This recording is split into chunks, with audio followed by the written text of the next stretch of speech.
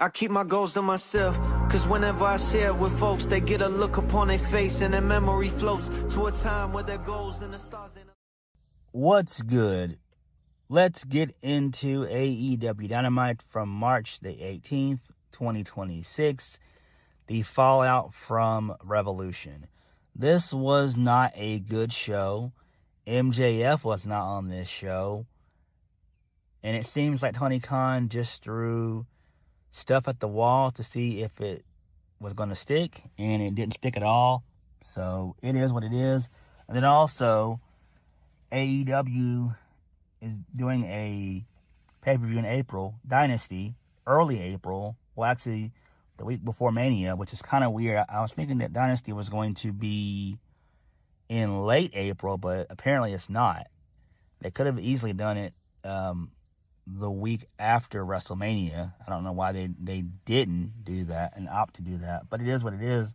It's going to be kind of hard for them to build a card for Revolution. For Dynasty in 3 weeks. I mean, obviously they're going to build it, but it's not really going to mean much. I think it would have been better for them just to kind of move Dynasty to a later date in April. That's what I would have done, basically, but it is what it is. I don't know. Again, it's not much to really talk about on this show. Just a bunch of crazy nonsense on this show took place. Darby is insane. That's all I can say. We'll talk about that when we get into what he did on this show.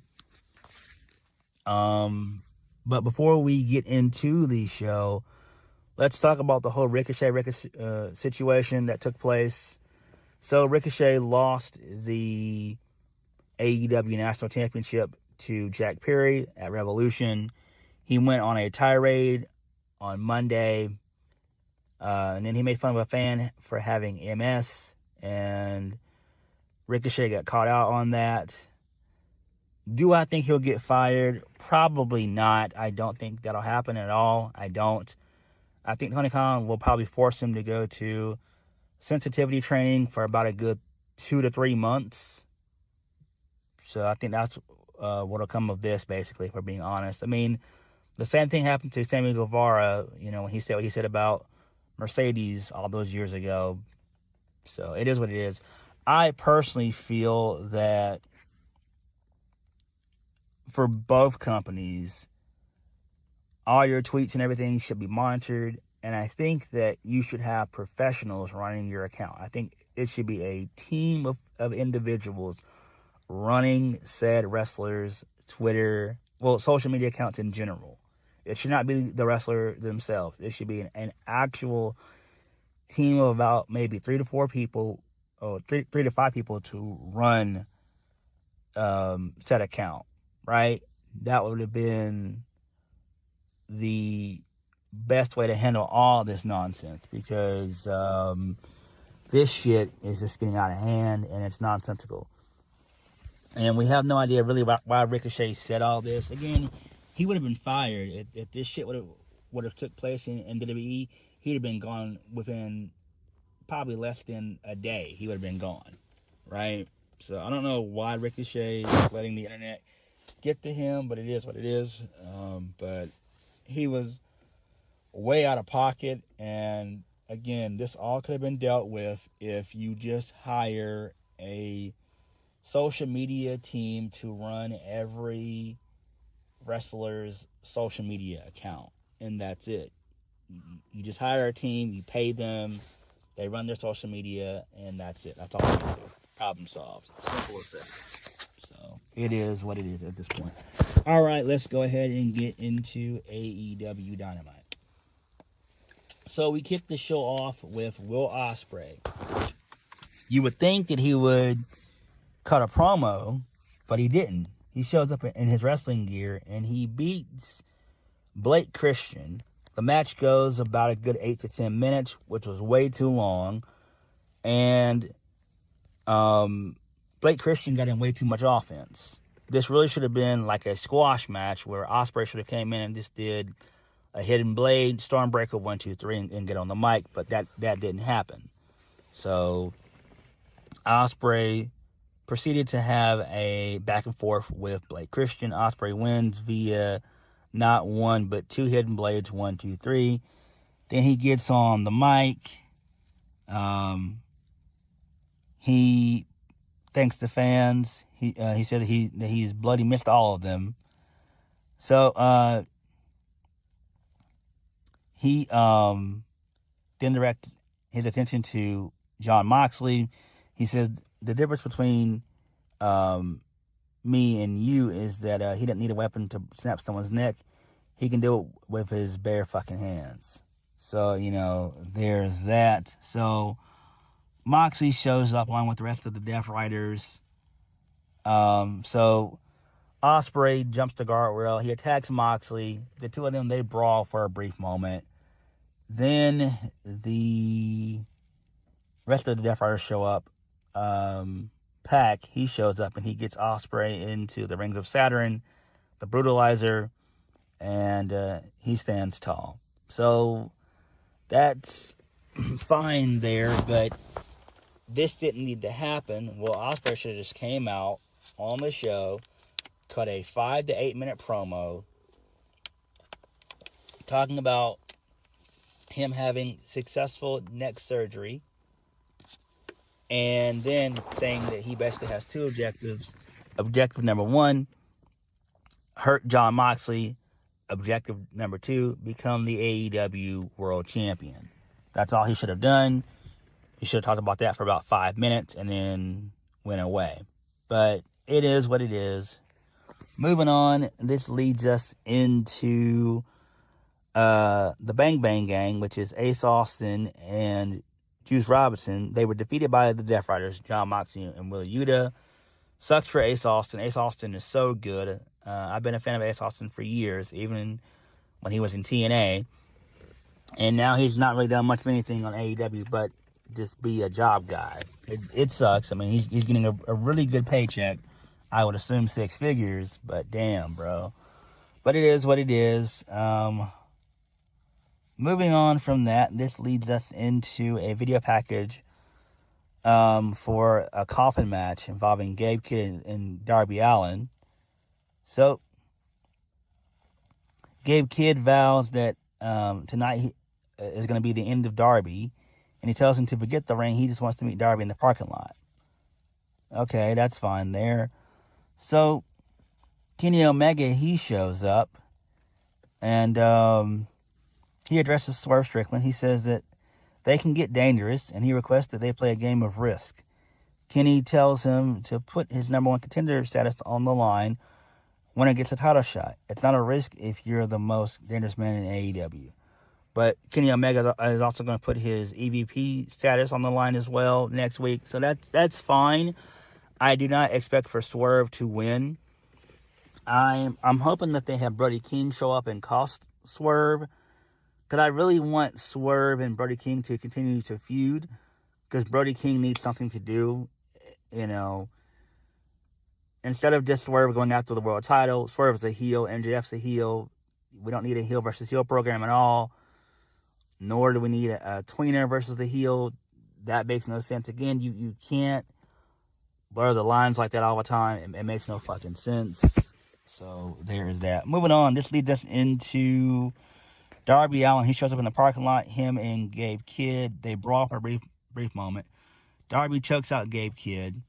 Then he gets into a car. He crashes the car. It flips over. And I'm just like, what the hell? And I didn't even watch what happened at all. This to me is just fucking retarded. Then they proceed to have a match. I didn't watch it because I was just appalled at what went down. It's like, bro, you don't do this on national television. You're on national television. This is something that you do maybe at like a house show or maybe on pay-per-view, but you don't do this on national television. So Darby wins, obviously, and this feud is over with. Who really cares? So Darby gets on the mic, and he says that he'll hold that throttle until he sees God or the World Heavyweight Champion MJF. He tells MJF that he's coming for him. So MJF's got a bunch of contenders going after him. I'm sorry, Darby. You could have been the world champion if you didn't climb Mount Everest, but you chose to climb Mount Everest, and now you gotta, deal with that. I personally think that Darby Allin should be buried for a while to know that you can't do that. Again, the whole Death Rider storyline was to make Darby Allin world champion. That's the whole point of that fucking storyline. And that didn't happen because Darby Allin wanted to be selfish and do what he wanted to fucking do. Which is fine, but we knew that Darby was going to have a transitional championship reign anyway, like at least 2 or 3 months at best, which would have been fine. But MJF's not losing that title until Wembley to Will Ospreay. So there is that. Moving on, this leads us into Jurassic Express. They show up. So Jack Perry says that AEW Revolution was a pretty good night for his family. Tonight, he's teaming up with 2 guys who are family to him, that being the Young Bucks. And then the Young Bucks talking about the main event, and then that was it. Who cares about this shit? Moving on. Swerve, he shows up. He gets on the mic. Prince Nana gives a sit chair to Swerve. Swerve sits down. The lights dim. The spotlight's on Swerve. Swerve says, "Power at Revolution. He and Brody King went to war." Swerve says the only true winners of war are the ones with power. Swerve says that he enjoyed beating Brody King in his home state of California, but he wasn't satisfied because the power of AEW is elsewhere. Swerve says he dealt with power his entire life. Truth be told, it hasn't been for the Young Bucks interfering in his match at Dynasty last year. He would be a 2-time world champion right now. Swerve says that he's new number 1 contender for the AEW World Championship, but what does being the number 1 contender mean if he doesn't hold the power to protect it? So he tells Kenny Omega that Omega doesn't have the leverage. He won't beat him twice and get nothing out of it. He says Omega's power interests him. He tells Kenny he doesn't want him removed from power. He wants his power. And he wants to block out anyone else that thinks that they can get it. He tells Kenny that he wants a rematch. He has to offer up his EVP status. When he beats Omega, he'll become AEW's new executive vice president. Okay, that's fine. I like this. This is interesting, but is it going to happen? The answer is no. I do think that either Darby Allin or Brody King should get involved and call Swerve, right? Again, Swerve is a fucking heel, so is MJF. You cannot do heel versus heel. And Dynasty is going to be in Toronto. I mean, it's going to be in Canada. So why would Swerve even face MJF, right? Swerve's not winning. That's going to Omega. So, I don't know. But it seems like that's where they're going with all this. Moving on. This leads us into Speedball Mike Bailey. He has a promo with Renee Paquette. He didn't really say much of anything. He just says that he wants to be a champion. And one day he's going to be World Heavyweight Champion of AEW. Whatever. Get the fuck out of here. Moving on. Speedball Mike Bailey defeats Mark Davis. I don't care about this shit. Moving on. This leads us into another match I didn't care about. Mina Shirakawa, she was defeated by Marina Shafir. I don't care about this at all either. This was a no DQ match or whatever. I mean, a no holds barred match. It's like, why would you do that? You just had a coffin match on this show. That was dumb. This is dumb. Tony Khan, again, has no idea what he's doing. Oh, my God. Moving on. This leads us into Renee Paquette. She's backstage with Andrade. So, before Andrade can speak, John Cruz, he shows up. He says he's sorry to interrupt, but he has a briefcase for Andrade. He says this is from MJF. So He also has Don Callis on his phone. So Andrade wants to know why they're working with MJF, but Don Callis says he agreed to help him with his Darby Allin problem. Don Callis calls Andrade his money man, and then he hangs up. And then that's fine, I guess. Whatever. Main event of the evening, the Young Bucks and Jack Perry, they defeat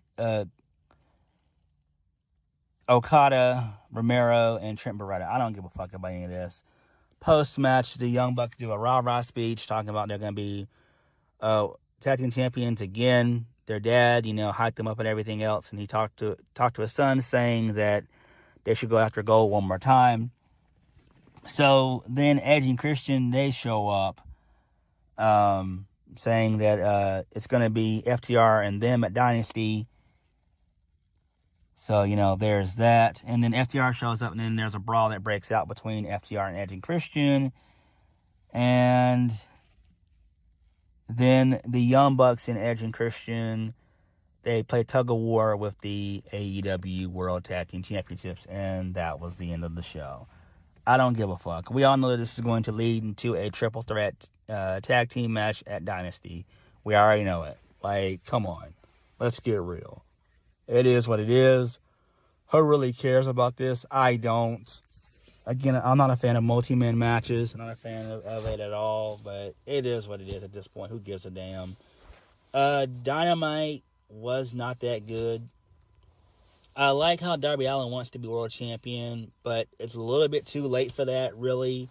Again, he would just be another notch on MJF's belt. Just be another stepping stone for MJF. Again, MJF should not lose that title until Wembley, to Will Ospreay in August. And I think that's where all this stuff needs to end for MJF, basically. I mean, they have nobody else outside of Will Ospreay. Darby was in that spot, but Darby went and climbed Mount Everest, so now he has to kind of just essentially be a stepping stone for MJF again, basically. I mean, unless you do Darby and MJF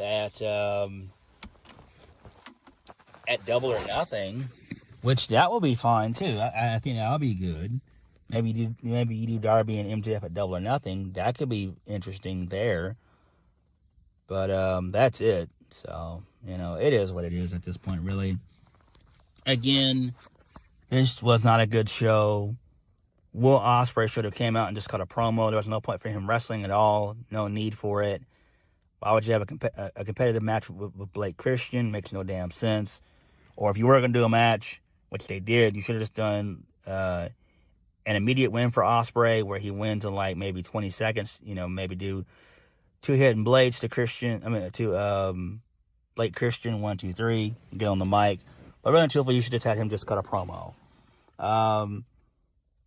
AEW right now seems very directionless outside of the main event scene, but everything else is just, clutter at this point. So it is what it is. But what did you guys think of Dynamite? Let me know. Like, comment, subscribe. Peace.